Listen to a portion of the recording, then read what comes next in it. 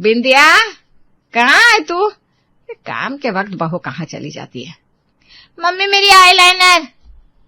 इतनी सिलाई कढ़ाई सीखी मैंने, आईलाइनर लगाना भी सीख लेती तो इतनी तकलीफ नहीं होती तुझे। तो रुक, मैं जाकर बुलाकर लाती हूँ। पता नहीं कहाँ चली जाती है ये बिंदिया। अपने बालों में कंघी फंसाए एक हाथ से साड़ी को संभालते हुए लता दरवाजे तक जाती है कि बिंदिया भागते हुए वहां आती है। थी भाभी आप, मुझे बिल्कुल भी अच्छा नहीं लग रहा।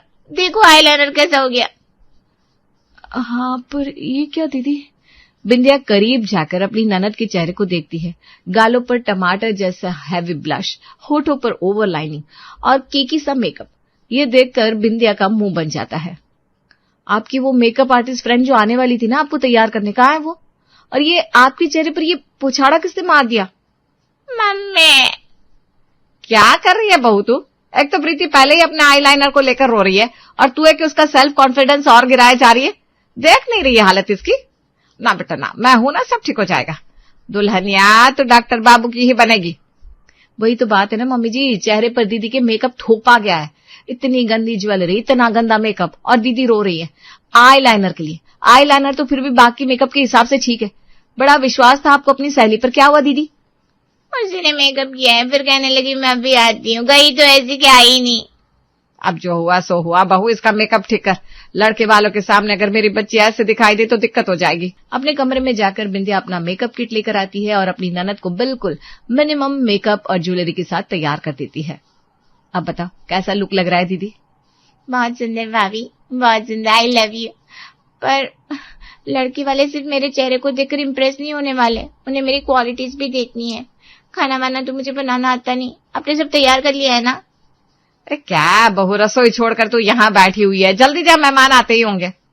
अपने ससुराल वालों पर और उससे भी ज्यादा अपनी किस्मत पर हंसती हुई बिंदिया रसोई में आ जाती है।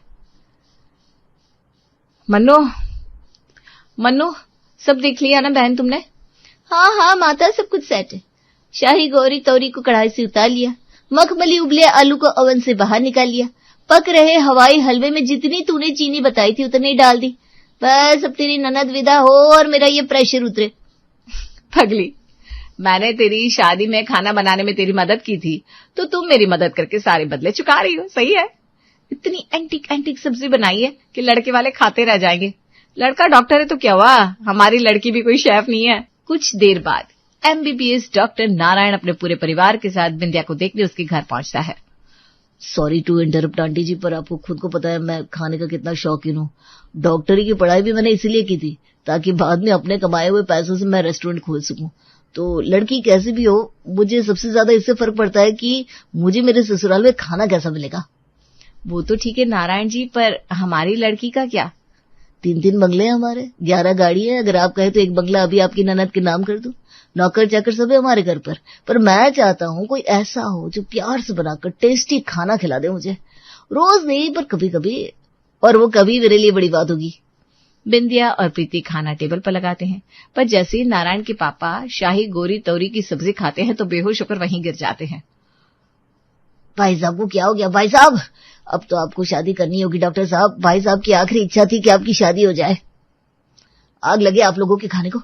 मेरे पापा को तोरी से एलर्जी है और सामने तोरी परोस दी आप लोगों ने, वो भी इस डिजाइन से कि पापा को पता भी नहीं चला और उन्होंने तोरी खा ली। आप लोगों की गलती से पापा बेहोश हुए हैं। मुझे नहीं करना आप लोगों के घर रिश्ता। नारायण अपने परिवार के साथ वापस लौट जाता है और फिर से टूट जाता है बिंदिया की इकलौती ननद प्रीति का रिश्ता। मम्मी मेरी हिमालय की टिकट कटवा दो। शायद तुम यही चाहती हो कि मैं जिंदगी भर कुमारी फिरती रहूं। मेरी सारी सहेलियों की शादी हो चुकी है। इस उम्र में बाहर निकलना कितना शर्मसार है मेरे लिए, तुम्हें इसका अंदाजा भी है। तो तुझे हिमालय पर्वत पर जाना है सन्यासी बनने, तो तू वहां पैदल भी जा सकते। ज्यादातर लोग सन्यास के लिए घर से ऐसे निकलते हैं। मार खाकर मानेगा क्या तू? एक तो अपनी बहन के लिए ढंग का लड़का नहीं ढूंढ पा रहा, ऊपर से इसे छेड़ रहा है। मजाक की बात नहीं है ये। दूसरा रिश्ता कटा इसका। दुनिया में इतने खाने हैं बहू, तुझे तोरी ही क्यों बनानी थी? तेरी तोरी के कारण आज तेरी ननद का रिश्ता कट गया। माफ कीजिए आंटी जी, प्रॉपर घर का देसी खाना चाहिए था आपके गेस्ट को, बट अंदाज नया देसी खाने को इतने एडवांस तरीके से बनाने का जितना दिमाग लगाया जा सकता था उतना लगाया बिंदिया ने। प्रीति को तैयार करना, रसोई संभालना, ये सब कुछ करते हुए भी अगर आप बिंदिया को 4 बातें सुना रही है तो फिर मैं क्या बोलूं। पर अब ये बात सुन लीजिए कि हर बार जो मैं अपनी सहेली का मुंह देखकर खाने में मदद करने यहाँ आ जाया करती थी अब नहीं आने वाली। मन्नू ने बिंदिया की मेहनत देखी थी। लता का व्यवहार उसे अपनी सहेली के प्रति बिल्कुल भी अच्छा नहीं लगा और वो नाराज होकर चली जाती है। शाम के वक्त लता बिंदिया के कमरे में जाती है। सॉरी बहू, गलती तेरी नहीं है। अब तुझे क्या पता, किसी को तोरी से एलर्जी है। पर अब से ना बहुत ध्यान रखना। कोई लड़का अगर देखने आए हमारी बच्ची को तो तोरी तो बिल्कुल मत बनाना। सॉरी क्यों बोल रही हैं मम्मी जी आप? आपको क्या लगता है मैं नाराज हो गई? बिल्कुल भी नहीं। ये रिश्ता कटा है, दूसरा हो जाएगा। 2 रिश्तों से हमें ये समझ में आ जाएगा कि खाना हमेशा शाही बनाओ और तोरी जरा कम डालो। लता के कमरे से जाती ही बिंदिया ऑनलाइन मेरी प्यारी रसोई क्लाउड किचन से पनीर मखनी ऑर्डर कर लेती है। पनीर मखनी कितनी प्यारी लगती है तू, पर मैं तुझे पराठे के साथ नहीं परोसूंगी। पता है क्यों? क्योंकि सुंदर शाही चीजों को छुपा कर रखा जाता है, इसीलिए मैं तुझे स्टफ करूंगी पराठे के अंदर। Yummy mummy. Paneer makhani stuff पराठे को बिंदिया सभी के सामने परोसती है। इसे किस्मत नहीं तो और क्या कहेंगे। मेरी ही बहू, जिसके हाथ का खाना ऐसा लजीज और अलग होता है, आज उसी के हाथ के खाने के कारण मेरी बेटी का रिश्ता होते होते कट गया। सही कह रहे हैं आप पापा, ये मेरी अच्छी किस्मत ही है। अच्छा ही हुआ ये रिश्ता कट गया। आज मुझे अपनी एक पुरानी फ्रेंड मिली, एस्ट्रोलॉजर की पढ़ाई कर रही है। उसने मुझे बताया कि अगर मेरी शादी किसी डॉक्टर से हो जाती तो मैं पूरी लाइफ बीमार रहती। तो थैंक्स टू भाभी, आपकी तोरी ने मुझे बचा लिया। और इससे हमें ये भी पता चल गया कि मेहमानों को खाने पर बुलाने के पहले उनसे पूछ लेना चाहिए उनके घर में कौन क्या खाता है क्या नहीं। बिल्कुल दीदी, मैं भी यही कहने वाली थी। अब हमारे घर में ही देख लीजिए, कैसे मम्मी जी को मूली बिल्कुल भी पसंद नहीं है और मूली देखती उनके सर में दर्द हो जाता है। हो सकता है आपको देखने आए परिवार के किसी शख्स को ऐसी कोई प्रॉब्लम हो और उनके सामने हमने अगर फिर से वही गलती कर दी जो नारायण जी के पापा के साथ हुई तो फिर वही बदनामी हो जाएगी। और इस पॉइंट को लिस्ट में ऐड करते हुए प्रीति का परिवार जोरों शोरों से उसके लिए लड़के देखना शुरू कर देता है।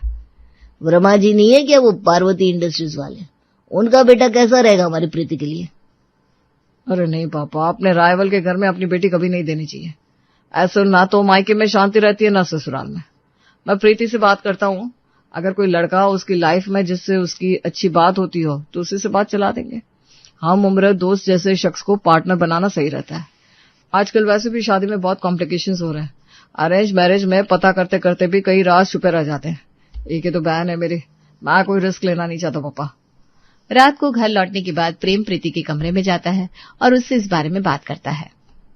एक लड़का है भैया, सुमित नाम है उसका। बचपन में बड़ा परेशान करता था मुझे, पर अब वो अच्छी बात होती है उससे। पर प्रॉब्लम एक ही है, उसकी एक गर्लफ्रेंड है। ऐसे ढीले दिमाग किए ना तो इसीलिए मुझे और टेंशन होती है। अरे भाई, जब उसकी गर्लफ्रेंड ऑलरेडी है तो उस गली जाना ही क्यों है तुझे? मैं आज रात को ऑनलाइन मैट्रिमोनियल साइट्स पर तेरा अकाउंट बनाता हूँ और अपने फ्रेंड्स बुक का पासवर्ड दे दे मुझे। 2-4 बंदों से भी बात करनी होगी। यहाँ प्रेम अपनी बहन के लिए रिश्ता देखने में लगा पड़ा था तो वहाँ लता भी अपने रिश्तेदारों को एक एक करके फोन कर रही थी। हाँ दीदी, क्या सच में लखनऊ का लड़का है? हाँ, मुझे कोई दिक्कत नहीं है, पर लखनऊ जरा दूर नहीं हो जाएगा? मतलब तुझे अपनी बेटी को पास रखना है, भले ही वो दुखी रहे। अरे भाई, तुझे अपनी बेटी की खुशी इंपॉर्टेंट है या उसका पास रहना? और लड़का खानदानी है, शादी के बाद अपने मायके के पास भी एक फ्लैट ले लेगी। पूरे घर में सब कितनी मेहनत कर रहे हैं दीदी की शादी के लिए। ऐसे में अगर उन्हें अच्छा पौष्टिक खाना नहीं मिला तो उनका शरीर कैसे चलेगा? ना, खाने के साथ नो कॉम्प्रोमाइज। मेरी प्यारी रसोई क्लाउड किचन से श्रीखंड मंगवा लेती हूँ और फिर उसे दूध में मिलाकर सभी को पीने दे दूंगी। वाह, मेरे कॉम्बिनेशन इतने तगड़े होते हैं। ठंडे श्रीखंड वाले दूध को पीकर सभी को मजा ही आ जाएगा। बिंदिया अपनी शाही डिश सभी को परोसती है। 1 हफ्ते बाद लड़के वाले से बात हो गई मेरी। उन्हें हमारी प्रीति इतनी पसंद आई कि वो लोग कल ही आने की जिद कर रहे हैं। क्या करूं, क्या बोलूं, इतनी जल्दी कैसे तैयारियां होगी? मना मत कीजिएगा मम्मी जी, बड़ी मुश्किल से कोई रिश्ता पसंद आया है। परसों शनिवार भी है। मैंने सुना है शनिवार को शुरू हुआ रिश्ता खत्म नहीं होता। ऊपर से नैतिक जी के परिवार वाले मॉडर्न ख्यालातों के भी हैं। उनकी सोशल मीडिया प्रोफाइल चेक की थी मैंने। भगवान की दया से सब सेट हो गया तो हमारी दीदी विदा होकर जाएगी भी तो 20 मिनट की दूरी पर, आपके एक कॉल पर आ जाएगी। वो तो ठीक है बहू, पर उनके घर में किसी किस चीज से एलर्जी है इस बारे में तो पता कर ले। उसकी फिक्र आप मत कीजिए पापा जी, मैं नैतिक जी की बड़ी बहन से बात कर लूंगी इस बारे में। बिंदिया देरी ना करते हुए घर की साफ सफाई में लग जाती है। अरे बहू, एक काम वाली लगा देंगे 2 दिनों के लिए, तो ये सब छोड़। इन सब में ही थक जाएगी तो बाकी काम कैसे होगा? तुझे खाने को भी तो देखना है और प्रीति को क्या पहनाना सही रहेगा, बता बेटा। भाभी की अलमारी की सारी साड़ियां पहन चुकी हूँ मम्मी, मैं वो पुरानी साड़ियां नहीं पहनूंगी। अच्छा तू रुक बहू, इसे शॉपिंग करवा ला बेटा। कितनी लकी हूं मैं, मम्मी जी कितना भरोसा करती है मुझ पर। दीदी को तैयार करने से लेकर लड़के वालों के लिए खाना बनाने तक सब कुछ मुझे ही करना है। टाइम बहुत कम है, मल्टीटास्किंग करने का वक्त आ गया है। बिंदिया प्रीति के साथ साड़ी की शॉपिंग के लिए निकल जाती है। शोरूम में प्रीति एक के बाद एक साड़ियां ट्राई कर रही थी तो यहाँ बिंदिया अपने फोन पर नैतिक के पूरे परिवार के हर लोगों का सोशल साइट चेक कर रही थी। ऐसा कैसे हो सकता है? नैतिक जी की बड़ी बहन के प्रोफाइल में खाने की कितनी तस्वीर है, पर किसी भी खाने में रोटी का नामो निशान नहीं है। क्या इन्हें रोटियां पसंद नहीं? साड़ी के बाद बहुत सारी ग्रोसरी आइटम्स, अलग अलग प्रकार की सब्जियां और मसाले लेकर बिंदिया अपने घर वापस लौट आती है और लगाती है नैतिक की बड़ी बहन कुशा को फोन। मैं क्या कह रही थी कुशा दी, कई लोग ने शनिवार के दिन चावल नहीं खाते, तो खाने में क्या चावल छोड़ दूं? रोटियां? नहीं बिंदिया, हमारे में तो कोई ऐसा नहीं मानता, पर अगर आपके यहाँ अगर शनिवार को चावल नहीं बनते तो कोई बात नहीं, मैं व्रत करके आ जाऊंगी। वो क्या है ना, मुझे आटे से एलर्जी है। ओहो, अच्छा वो आपने मुझे बता दिया। हमारे में भी ये नियम नहीं है कि शनिवार को चावल नहीं बनते। मैंने सोचा आप लोगों को तकलीफ ना हो इसलिए पूछ लिया। वैसे और किसी को किसी खाने से तकलीफ हो तो बता दीजिए। हाँ, वो जरा मेरे भाई को प्रॉब्लम है, शिमला मिर्च वाला खाना बिल्कुल पसंद नहीं उसे, और पापा को जरा दाल डाइजेस्ट नहीं होती। ऐसे कुशा एक के बाद एक हर सब्जी में कोई ना कोई प्रॉब्लम निकाल देती है। अब बताइए मम्मी जी क्या बनना चाहिए? किसी को रोटी नहीं चाहिए, किसी को सब्जी, कोरे चावल तो परोस नहीं सकती मैं। मुझे कुछ नहीं पता बेटा, तू तो खुद जानती है मेरा दिमाग कितना चलता है। इस घर में समझदार एक तू ही तो है। हमें दूध इतना स्वादिष्ट बनाकर देती है तू, मुझे पूरा भरोसा है। भले ही चावल कैसे परोसते पड़े, पर तू उस पर भी दिमाग लगा लेगी। बेटा अपनी मेहनत का घर बता दे बहू, मैं जिंदगी भर तेरा एहसान मानूंगी।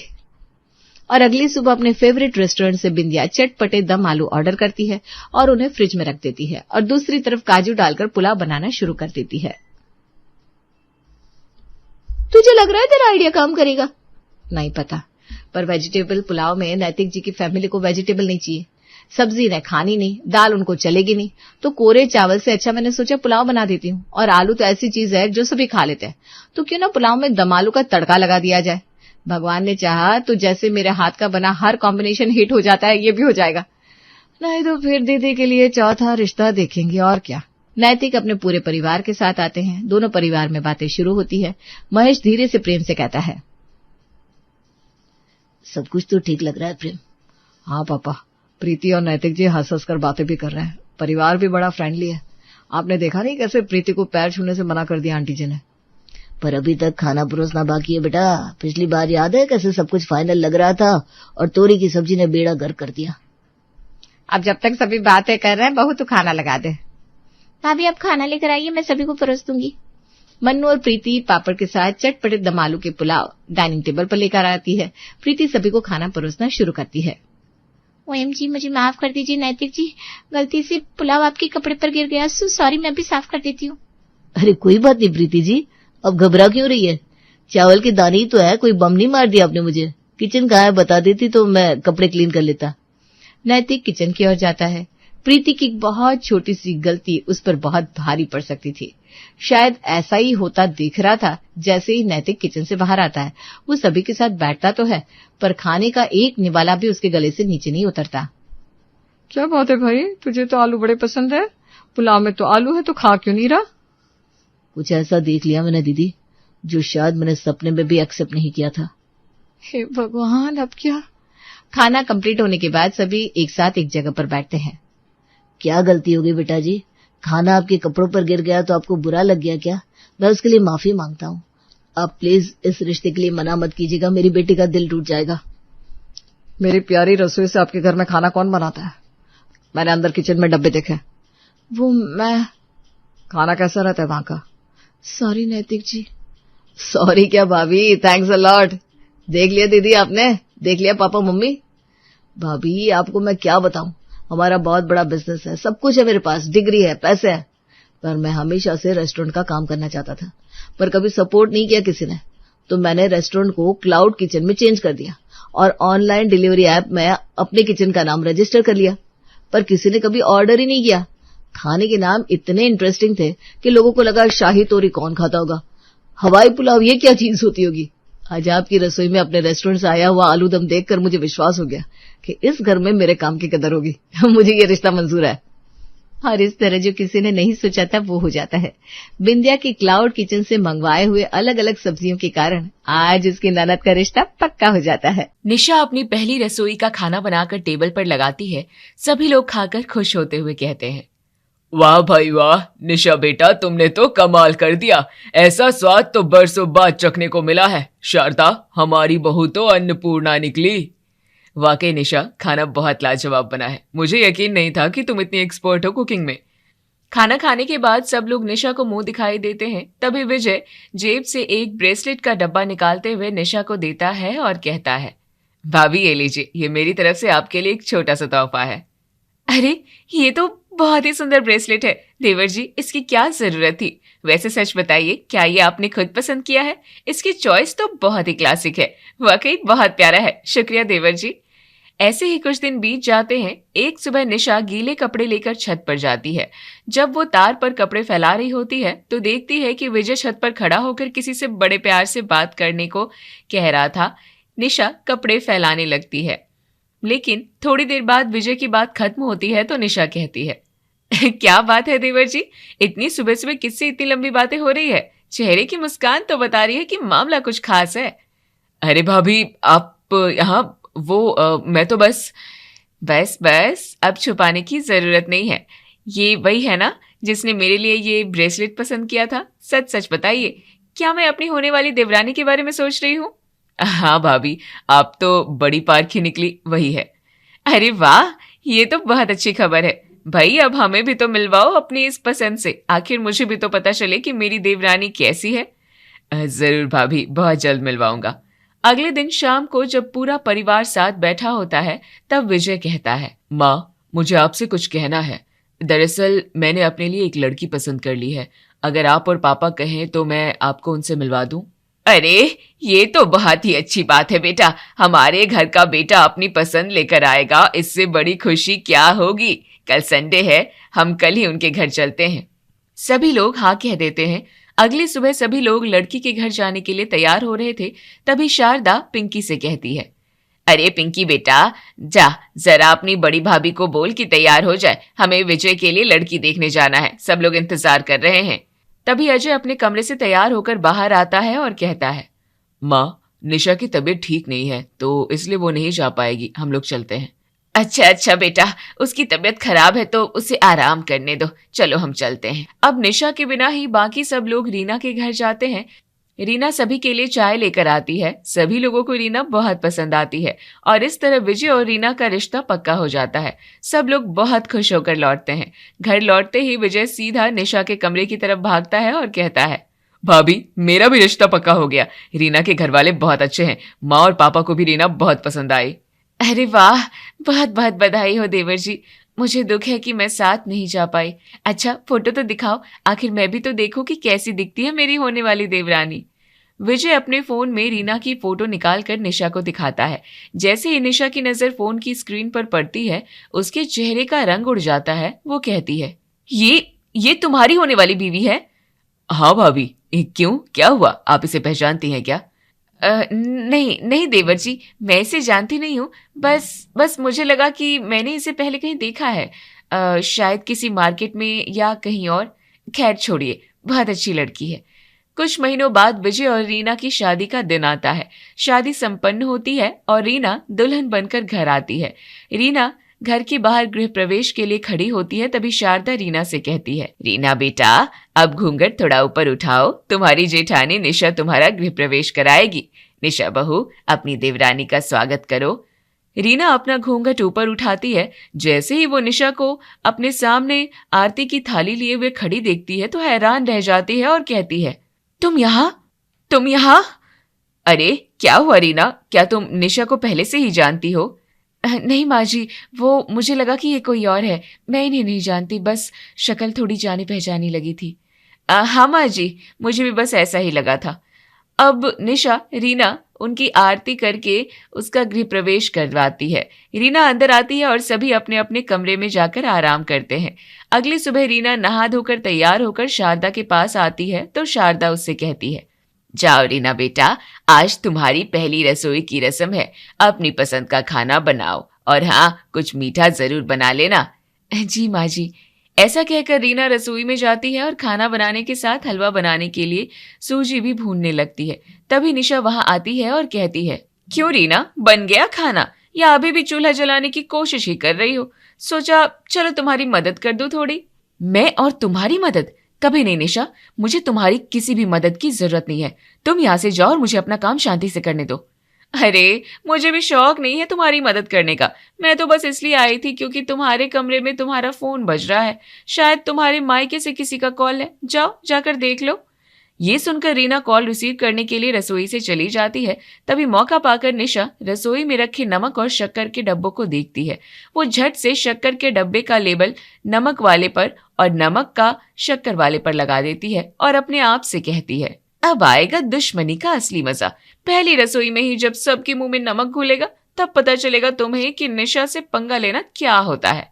अब निशा वहां से चली जाती है। थोड़ी देर में रीना वापस आती है और शक्कर समझकर हलवे में ढेर सारा नमक डाल देती है। खाना तैयार होता है और वो डाइनिंग टेबल पर सभी को खाना परोस देती है। शारदा जैसे ही हलवे का पहला चम्मच मुंह में डालती है तो उनका चेहरा बिगड़ जाता है और वो गुस्सा होते हुए कहती है, तो रीना, ये तुमने कैसा हलवा बनाया है? इतना सारा नमक डाल दिया। बेटा, तुमने इससे पहले कभी हलवा नहीं बनाया क्या? ये तो खाने लायक भी नहीं है। ये कैसे हो सकता है? मैंने तो शक्कर ही डाली थी। खाकर देखो इसे खुद। रीना जैसे ही हलवा चखती है वो हैरान रह जाती है। तभी अजय कहता है, चलो कोई बात नहीं मम्मी, पहली रसोई थी, शायद गलती से डब्बा बदल गया होगा। ऐसा कहकर सभी हलवा हटा देते हैं और खाना खाने लगते हैं। खाना खाकर सभी लोग डाइनिंग टेबल से उठकर चले जाते हैं। रीना बर्तन समेटने लगती है। तभी निशा कहती है, तो रीना, कैसा लगा मेरा छोटा सा मजाक? पहली रसोई की यादें तो अब तुम्हें हमेशा याद रहेगी। अच्छा, तो इसके पीछे आप थी? मुझे शक तो तभी हुआ था जब आपने मुझे फोन का बहाना देकर यहाँ से भेजा था। तो तुमने क्या सोचा कि मैं बदल गई हूँ? मैं वही पुरानी निशा हूँ। निशा ऐसा कहकर वहां से चली जाती है। रीना अपने आप से कहती है, अच्छा ये बात है, तो सुन लीजिए जेठानी जी, बदली तो मैं भी नहीं हूँ। अब आपको पता चलेगा कि मैं वही पुरानी रीना हूँ जो ईंट का जवाब पत्थर से देना जानती है। रीना सारे बर्तन लेकर रसोई में चली जाती है। अगले दिन शारदा निशा को एक कीमती रेशमी साड़ी देते हुए कहती है, निशा बेटा, जरा मेरी ये साड़ी प्रेस कर दे, ध्यान से करना, ये मेरी फेवरेट साड़ी है।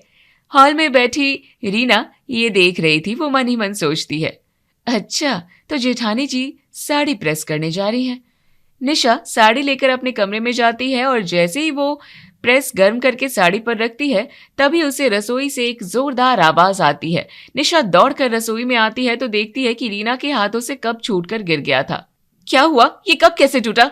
अरे कुछ नहीं जेठानी जी, बस ये कप हाथ से फिसल गया था। लेकिन आपकी उस कीमती साड़ी का क्या हो रहा होगा जिसके ऊपर आपने गरम प्रेस छोड़ दी है? हाय राम, मेरी साड़ी! ऐसा कहकर निशा दौड़कर कमरे में जाती है, लेकिन तब तक साड़ी के बीचों बीच एक बड़ा सा जलने का निशान पड़ चुका होता है। रीना पीछे से आती है और कहती है, भूलिएगा मत जेठानी जी, मैं भी वही पुरानी रीना हूँ, हिसाब बराबर। तभी शारदा जी वहां आती है और जली हुई साड़ी देखकर आग बबूला हो जाती है और कहती है, निशा, ये क्या किया तुमने? मेरी इतनी महंगी और पसंदीदा साड़ी जला दी तुमने। इतनी लापरवाह हो तुम, मुझे तुमसे ऐसी उम्मीद नहीं थी। माँ जी, वो मुझे माफ कर दीजिए। शारदा गुस्सा होकर वहां से चली जाती है। पिंकी भी ये सब कुछ देख रही थी। वो अपनी माँ के पास जाकर कहती है, माँ, मुझे ऐसा लगता है कि दोनों भाभियों में कुछ तो खटपट है। जब से रीना भाभी आई हैं, निशा भाभी का व्यवहार बदल गया है और रीना भाभी भी कुछ कम नहीं है। अरे नहीं बेटा, तू पागल हो गई है। अभी नई नई आई है, दोनों तालमेल बिठाने में थोड़ा समय लगता है। शारदा ऐसा कहकर बात को खत्म कर देती है। ऐसे ही कुछ दिन बीत जाते हैं।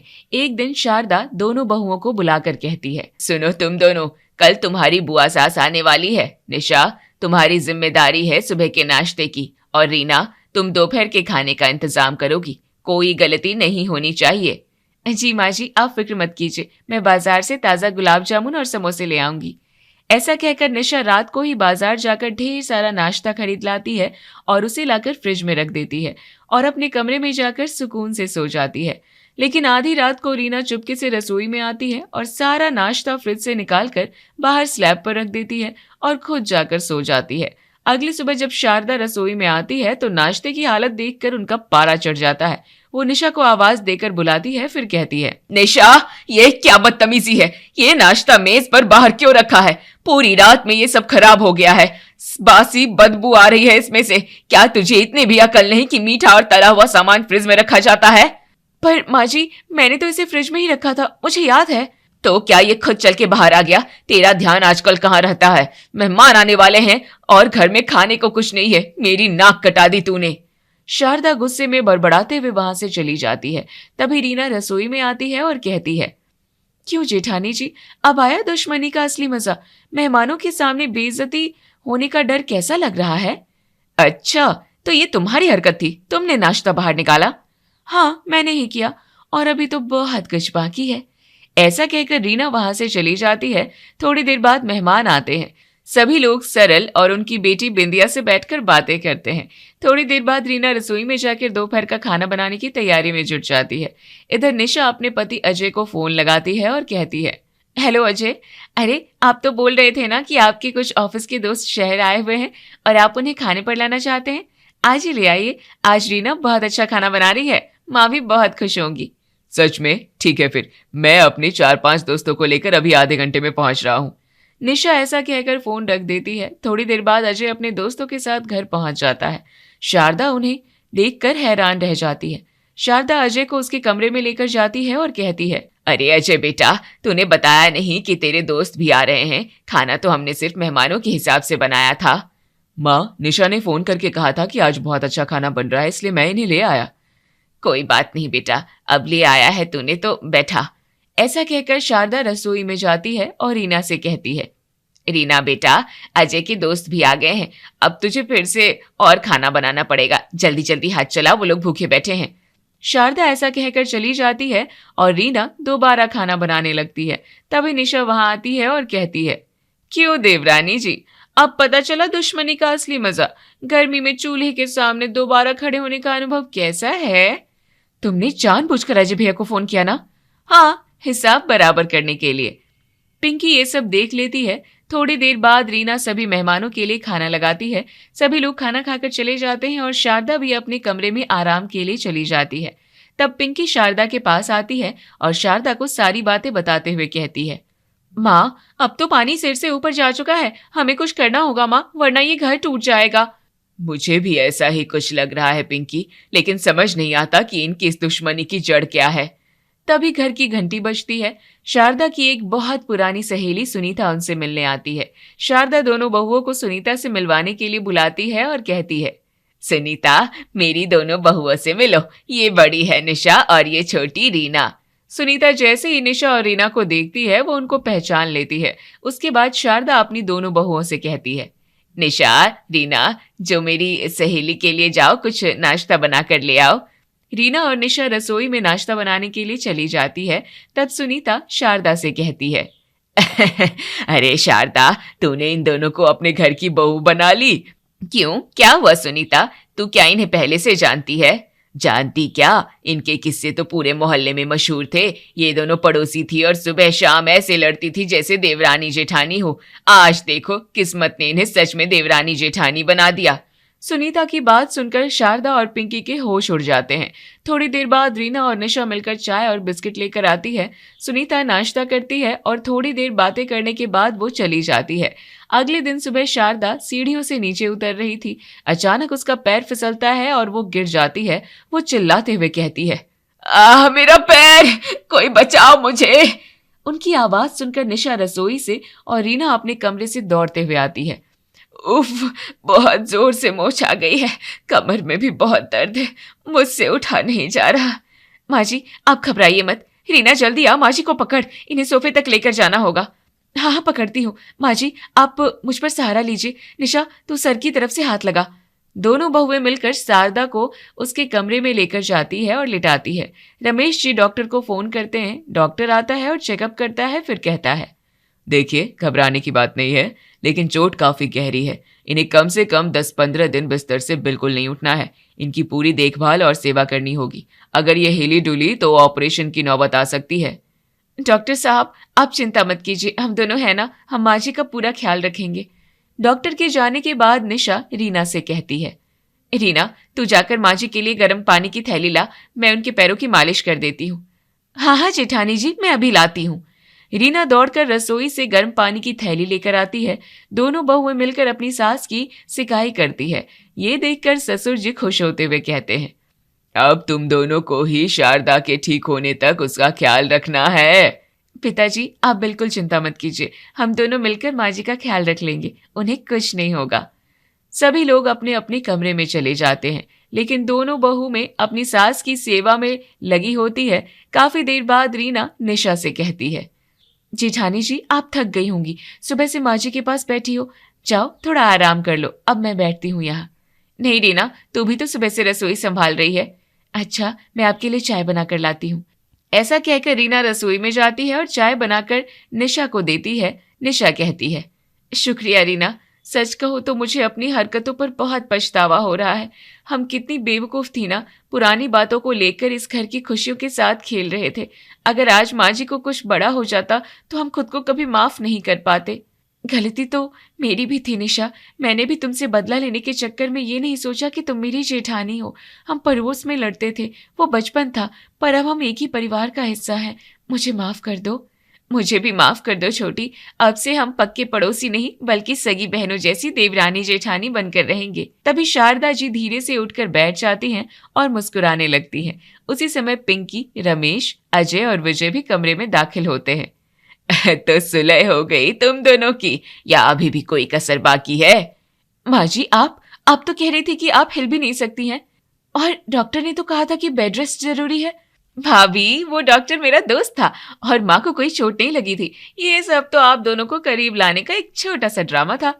बहू, घर ईंट पत्थरों से नहीं प्यार और भरोसे से बनता है। मुझे सुनीता से तुम्हारी पुरानी बातें पता चली तो मुझे दुख हुआ, पर मुझे यकीन था कि अगर तुम दोनों साथ मिलकर काम करोगी तो पुरानी कड़वाहट भूल जाओगी। देख लो, आज तुम दोनों एक दूसरे की चिंता कर रही हो। चलो, अंत भला तो सब भला। अब इस घर में नफरत का कचरा नहीं बल्कि प्यार की रंगोली सजेगी।